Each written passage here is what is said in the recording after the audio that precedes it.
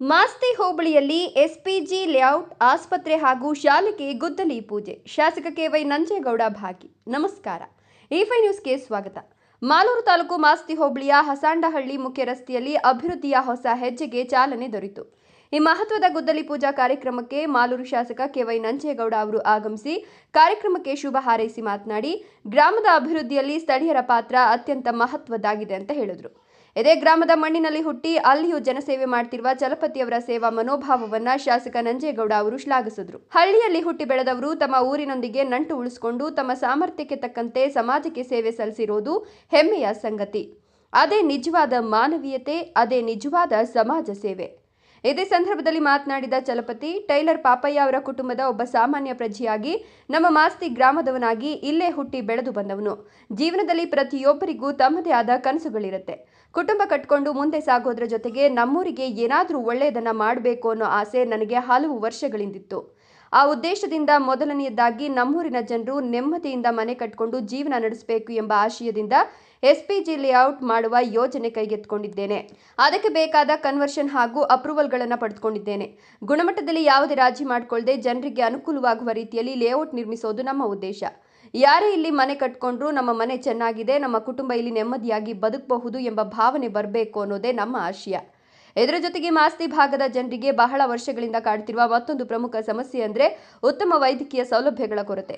ಸಣ್ಣ ಪುಟ್ಟ ಕಾಯಿಲೆಗಳಿಗೆ ಚಿಕಿತ್ಸೆ ಸಿಕ್ಕರೂ ಹೆಚ್ಚಿನ ಪರೀಕ್ಷೆಗಳು, ಶಸ್ತ್ರಚಿಕಿತ್ಸೆ ಅಥವಾ ತುರ್ತು ವೈದ್ಯಕೀಯ ಸೇವೆ ಬೇಕಾದ ಸಂದರ್ಭದಲ್ಲಿ ಕೋಲಾರ, ಬೆಂಗಳೂರು, ಹೊಸೂರು ಸೇರಿದಂತೆ ದೂರದ ನಗರಗಳಿಗೆ ತೆರಳಬೇಕಾದ ಪರಿಸ್ಥಿತಿ ಇದೆ. ರೋಗಿಯನ್ನು ವಾಹನದಲ್ಲಿ ಕರೆದುಕೊಂಡು ದೂರದ ಆಸ್ಪತ್ರೆಗೆ ಹೋಗೋದು ಕುಟುಂಬಸ್ಥರಿಗೆ ಎಷ್ಟು ಕಷ್ಟ ಅನ್ನೋದು ಅನುಭವಿಸಿದವರಿಗೆ ಮಾತ್ರ ಗೊತ್ತು. ಅಂತಹ ಪರಿಸ್ಥಿತಿ ನಮ್ಮೂರಿನ ಜನರಿಗೆ ಎದುರಾಗಬಾರದು ಎಂಬ ಉದ್ದೇಶದಿಂದಲೇ ಮಾಸ್ತಿಯಲ್ಲೇ ಉತ್ತಮ ವೈದ್ಯಕೀಯ ಸೇವೆಗಳನ್ನು ಒದಗಿಸುವ ಕನಸಿನೊಂದಿಗೆ ಎಸ್ಪಿಜಿ ಆಸ್ಪತ್ರೆ ನಿರ್ಮಾಣಕ್ಕೆ ಮುಂದಾಗಿದ್ದೇವೆ ಅಂತ ಚಲಪತಿ ಹೇಳಿದರು. ಅಗತ್ಯವಾದ ವೈದ್ಯಕೀಯ ಪರೀಕ್ಷೆಗಳು, ಓಟಿ ಸೌಲಭ್ಯ, ಶಸ್ತ್ರಚಿಕಿತ್ಸೆ ಸೇರಿದಂತೆ ಜನರಿಗೆ ಅಗತ್ಯವಿರುವ ಹಲವು ವೈದ್ಯಕೀಯ ಸೇವೆಗಳು ಸ್ಥಳೀಯವಾಗಿಯೇ ದೊರಕಬೇಕು ಅನ್ನೋದು ಈ ಯೋಜನೆಯ ಉದ್ದೇಶವಾಗಿದೆ. ಶಿಕ್ಷಣದತ್ತ ಮತ್ತೊಂದು ಹೆಜ್ಜೆ. ಆಸ್ಪತ್ರೆಯ ಜೊತೆಗೆ ಶಿಕ್ಷಣ ಕ್ಷೇತ್ರಕ್ಕೂ ವಿಶೇಷ ಆದ್ಯತೆ ನೀಡಲಾಗಿದೆ. ಚಲಪತಿಯವರ ಕುಟುಂಬದಲ್ಲಿ ಶಿಕ್ಷಣ ಕ್ಷೇತ್ರದಲ್ಲಿ ಹಲವು ವರ್ಷಗಳ ಸೇವೆಯ ಹಿನ್ನೆಲೆ ಇದೆ. ಚಲಪತಿಯವರ ಅಣ್ಣ ಸುಮಾರು 50 ವರ್ಷಗಳ ಕಾಲ ಶಿಕ್ಷಕರಾಗಿ ಹಾಗೂ ಮುಖ್ಯೋಪಾಧ್ಯಾಯರಾಗಿ ಸೇವೆ ಸಲ್ಲಿಸಿದ್ದಾರೆ. ಚಲಪತಿಯವರ ತಂಗಿಯು ಸುಮಾರು 30 ವರ್ಷಗಳ ಶಾಲಾ ಅನುಭವ ಹೊಂದಿದ್ದಾರೆ. ಗ್ರಾಮೀಣ ಭಾಗದ ಮಕ್ಕಳಿಗೆ ಉತ್ತಮ ಶಿಕ್ಷಣದ ಅಡಿಪಾಯ ಸಿಗಬೇಕು, ಮಕ್ಕಳ ಭವಿಷ್ಯಕ್ಕೆ ಶಿಕ್ಷಣವೇ ಬಲವಾದ ಅಡಿಪಾಯ ಆಗಬೇಕು ಎಂಬ ಆಶಯದಿಂದ ಎಸ್ಪಿಜಿ ಶಿಶು ಶಿಕ್ಷಣ ಶಾಲೆಯ ಯೋಜನೆಯನ್ನು ರೂಪಿಸಲಾಗಿದೆ. ನಾವು ಜೀವನದಲ್ಲಿ ಏನಾದರೂ ಸಂಪಾದಿಸಿದ್ದೇವೆ ಅನ್ನೋದಕ್ಕಿಂತ ನಮ್ಮಿಂದಾಗಿ ಸಮಾಜಕ್ಕೆ ಏನಾದರೂ ಒಳ್ಳೆಯದಾಗಿದೆ ಅನ್ನೋದೇ ನಮ್ಮ ದೊಡ್ಡ ಸಂಪಾದನೆ. ಇದು ಕೇವಲ ನಮ್ಮ ಕುಟುಂಬದ ಕೆಲಸ ಅಂತ ನಾನು ಭಾವಿಸೋದಿಲ್ಲ. ನಮ್ಮೂರಿನ ಜನರ ಸಹಕಾರ, ಆಶೀರ್ವಾದ ಮತ್ತು ವಿಶ್ವಾಸ ಇದರಲ್ಲಿ ಬಹಳ ಮುಖ್ಯ. ನಾವು ಸಂಪಾದಿಸಿದ್ರಲ್ಲಿ ಒಂದು ಭಾಗವನ್ನ ಮತ್ತೆ ನಮ್ಮ ಸಮಾಜಕ್ಕೆ, ನಮ್ಮೂರಿಗೆ ಕೊಟ್ಟು ನಮ್ಮ ಜನರ ಬದುಕಿಗೆ ಸ್ವಲ್ಪವಾದರೂ ಉಪಯೋಗವಾಗಬೇಕು ಅನ್ನೋದೇ ನಮ್ಮ ಆಶಯ. ಮುಂದೆಯೂ ನಮ್ಮ ಕೈಲಾದಷ್ಟು ಸಮಾಜಕ್ಕೆ ಮತ್ತು ನಮ್ಮೂರಿಗೆ ಒಳ್ಳೆಯದನ್ನು ಮಾಡ್ತಾ ಹೋಗಬೇಕು ಅನ್ನೋದು ನಮ್ಮ ಪ್ರಯತ್ನ. ಎಲ್ಲ ಸಾರ್ವಜನಿಕರ ಸಹಕಾರ ಮತ್ತು ಆಶೀರ್ವಾದ ನಮ್ಮ ಮೇಲೆ ಇರಲಿ ಅಂದರು.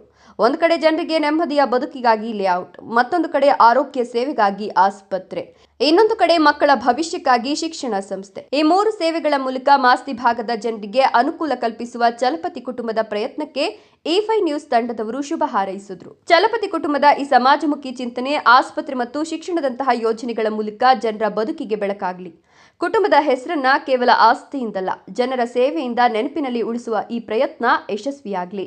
ಇಂತಹ ಒಳ್ಳೆಯ ಕಾರ್ಯಗಳಿಗೆ ಸಾರ್ವಜನಿಕರ ಸಹಕಾರ ಮತ್ತು ಆಶೀರ್ವಾದ ಸದಾ ಇರಲಿ. ನಾನು ಚಲಪತಿ ಅಂತ, ಟೈಲರ್ ಪಾಪಯ್ಯ ಮತ್ತು ಕುಟುಂಬದವರ ಒಬ್ಬ ಸಾಮಾನ್ಯ ಪ್ರಜೆಯಾಗಿ ನಾನು ಮಾಸ್ತಿಲಿ ಹುಟ್ಟಿ ಬೆಳೆದಂಥ ಹುಡುಗ. ನಾವು ಎಲ್ಲರೂ ಕೆಲವೊಂದು ಆಸೆಗಳನ್ನ ಇಟ್ಕೊಂಡು ನಮ್ಮ ಜೀವನಗಳನ್ನ ಕಟ್ಕೋಬೇಕಂತ ನಾವು ಮಾಡಿಕೊಂಡು ಮುಂದುವರ್ಸ್ಕೊಂಡು ಹೋಗಿರೋಂಥ ಕುಟುಂಬ. ನಾವು ನಮ್ಮ ಊರಿಗೆ ಏನಾದರೂ ಮಾಡಬೇಕು ಅನ್ನೋಂಥ ಆಕಾಂಕ್ಷೆ ತುಂಬ ಜಾಸ್ತಿ, ತುಂಬ ದಿವಸದಿಂದ ಇತ್ತು. ಇಲ್ಲಿ ನಾನು ಲೇಔಟನ್ನು ಕನ್ವರ್ಷನ್ ಮಾಡಿ ಅಪ್ರೂವಲ್ ತಗೊಂಡು ಇಲ್ಲಿ ಯಾವುದೇ ರೀತಿ ಕಾಂಪ್ರಮೈಸ್ ಮಾಡ್ದಿರಾ, ಕ್ವಾಲಿಟಿಲಿ ಕಾಂಪ್ರಮೈಸ್ ಮಾಡ್ದಿರಾ ತುಂಬ ಒಳ್ಳೆ ಚೆನ್ನಾಗಿ ಲೇಔಟ್ ಮಾಡಿ ಯಾರೇ ಮನೆ ಕಟ್ಕೊಂಡ್ರು ಅವರು ನಿಶ್ಚಿಂತೆಯಿಂದ ಮನೆಯಲ್ಲಿ ಅವ್ರು ಜೀವನ ಮಾಡಬೇಕು ಅನ್ನೋಂಥ ಆಸೆ ಆಕಾಂಕ್ಷೆಗಳು ಇಟ್ಕೊಂಡು ಲೇಔಟ್ ಮಾಡಿದೆ. ಎರಡನೇದು, ನಮ್ಮೂರಲ್ಲಿ ಯಾವುದೇ ಥರದ ದೊಡ್ಡ ಹಾಸ್ಪಿಟ್ಲ್ ಇಲ್ಲ. ಇಲ್ಲಿ ಒಂದು ಜ್ವರ ಅಥವಾ ತಲೆನೋವು, ನೆಗಡಿ ಅಂತ ಮಾತ್ರ ಇದಕ್ಕೆ ಟ್ರೀಟ್ಮೆಂಟ್ ಸಿಗುತ್ತೆ. ಕೆಲವೊಂದು ಹೈಯರ್ ಇನ್ವೆಸ್ಟಿಗೇಷನ್ಸು ಅಥವಾ ಇನ್ನೇನೋ ಡಯಾಗ್ನೋಸ್ ಮಾಡಬೇಕು, ಇನ್ಯಾರೋ ದೊಡ್ಡ ಡಾಕ್ಟ್ರ್ ನೋಡ್ಬೇಕಂದ್ರೆ ಇಲ್ಲಿಂದ ಕೋಲಾರ, ಇಲ್ಲಾಂದರೆ ಬೆಂಗಳೂರು, ಇಲ್ಲಾಂದರೆ ಹೊಸೂರು, ಇಲ್ಲಿಗೆ ಹೋಗಿ ನಾವು ತೋರಿಸ್ಕೊಳ್ಳೋಂಥ ಪರಿಸ್ಥಿತಿ ನಮ್ಮಲ್ಲಿದೆ. ಇಲ್ಲಿ ಒಂದು ಪೇಷಂಟ್ನ ಕರ್ಕೊಂಡು ಒಂದು ಕಾರಲ್ಲಿ ಕೂಡಿಸ್ಕೊಂಡು ಅವರನ್ನು ಬೆಳಿಗ್ಗೆಯಿಂದ ಮಧ್ಯಾಹ್ನದವರೆಗೂ ಟ್ರಾವೆಲ್ ಮಾಡಿಕೊಂಡು ಅಲ್ಲಿ ಟ್ರೀಟ್ಮೆಂಟ್ ತೊಗೊಂಡು ಬರೋದಕ್ಕೆ ರಾತ್ರಿ ಆಗಿಬಿಡುತ್ತೆ. ಒಂದು ಆ ಹಿಂಸೆನ ಹೇಳೋಕ್ಕಾಗೋದಿಲ್ಲ. ಯಾಕಂದರೆ ನಮ್ಮವರು ಯಾರಾದರೂ ನೋವಲ್ಲಿದ್ದಾಗ ಆ ನೋವನ್ನ ತೋಡ್ಕೊಳ್ಳೋಂಥ ಇದು ಏನಾದರೂ ಇದ್ದರೆ ಆ ಸ್ವಂತದವ್ರಿಗೆ ಮಾತ್ರ ಇರ್ತದೆ. ಅದನ್ನು ದೂರ ಮಾಡಬೇಕು. ನಮ್ಮ ಊರಲ್ಲೇ ಎಲ್ಲ ಥರ ಇನ್ವೆಸ್ಟಿಗೇಷನ್ಸ್ ಆಗಬೇಕು. ಇಲ್ಲಿ OT ಫೆಸಿಲಿಟೀಸ್ ಆಗ್ಬೋದು, ಆಪ್ರೇಷನ್ ಫೆಸಿಲಿಟೀಸ್ ಆಗ್ಬೋದು, ಎಲ್ಲ ಥರ ಫೆಸಿಲಿಟೀಸ್ ಕೊಟ್ಟು ಒಂದು ನಮ್ಮ ಕೈಯಲ್ಲಾದ ಅಷ್ಟು ಮಟ್ಟಿಗೆ ಒಂದು ಸರ್ವಿಸ್ ಕೊಡೋಣ ಅನ್ನೋಂಥ ದೃಷ್ಟಿಯಿಂದ ನಾವು ಈ ಹಾಸ್ಪಿಟಲ್ನ ಮಾಡ್ಬೇಕು ಅಂದ್ಕೊಂಡಿದ್ದೀವಿ. ಎರಡನೇದು, ನನ್ನ ಫ್ಯಾಮ್ಲಿನಲ್ಲಿ ನನ್ನ ಅಣ್ಣ, ನನ್ನ ತಂಗಿ ಒಂದು 50 ವರ್ಷ, ನನ್ನ ಅಣ್ಣ ರಿಟೈರ್ಡ್ ಆಗಿರೋಂಥ ಟೀಚರ್, ಹೆಡ್ ಮಾಸ್ಟ್ರು, ಅವರು ಮಾಡಿರೋಂಥ ಸೇವೆ ತುಂಬ ಅಮೋಘವಾಗಿರೋಂಥ ಸೇವೆ. ಅದನ್ನು ನಾನು ತಮ್ಮನಾಗಿ ನಾನು ಹೇಳ್ಬಾರ್ದು, ಅದು ಎಲ್ಲ ಪಬ್ಲಿಕ್ಕು ಅದನ್ನು ಗುರುತಿಸಿದ್ದಾರೆ. ನಮ್ಮ MLA ಅಣ್ಣನವರು ಅದನ್ನು ಗುರುತಿಸಿದ್ದಾರೆ. ನಮಗೆ ಅದೊಂದೇ ಸಾಕು. ನಾವು ಏನು ಸಂಪಾದನೆ ಮಾಡಿದ್ದೀವಿ ಅಂದರೆ ನಾವು ಒಳ್ಳೆತನ ಎಲ್ಲೋ ಒಂದು ಕಡೆ ಒಂದು ಮಾಡಿದ್ದೀವಿ, ನಾವೇನೋ ಒಂದು ಸಂಪಾದನೆ ಮಾಡಿ ಇಟ್ಕೊಂಡಿದ್ದೀವಿ ಅನ್ನೋದಕ್ಕೆ ಇದೊಂದು ಸಾಕ್ಷಿ. ಎರಡನೇದು, ನನ್ನ ತಂಗಿ ಇದ್ದಾಳೆ, ಅವಳಿಗೆ 30 ವರ್ಷ ಸ್ಕೂಲಲ್ಲಿ ಎಕ್ಸ್ಪೀರಿಯೆನ್ಸ್ ಇದೆ.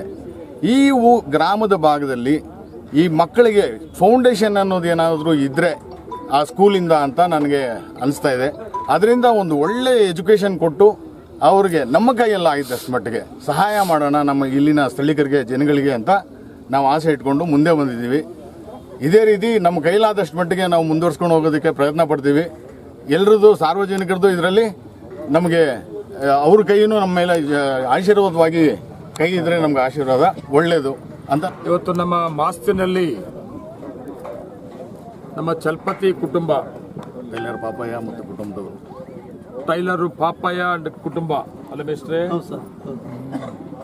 ಇವರ ಕುಟುಂಬದ ವತಿಯಿಂದ ಇವತ್ತು ಮಾಸ್ತಿಯಲ್ಲಿ ಏನಾದರೂ ಒಂದು ನಮ್ಮದೇ ನೆನಪಿರುತ್ತಾ, ನಮ್ಮ ಕುಟುಂಬದ ನೆನಪಿರುವಂಥ ಕಾರ್ಯಕ್ರಮಗಳು ಕೊಡಬೇಕು ಅನ್ನೋದರಲ್ಲಿ ವಿಶೇಷವಾಗಿ ಒಂದು ಹಾಸ್ಪಿಟಲ್ ಮಾಡಬೇಕು ಅಂತ ನಮ್ಮ ಚಲಪತಿಯವರು ಹೇಳುವಾಗ ನಾನು ಕೇಳ್ತಿದ್ದೆ.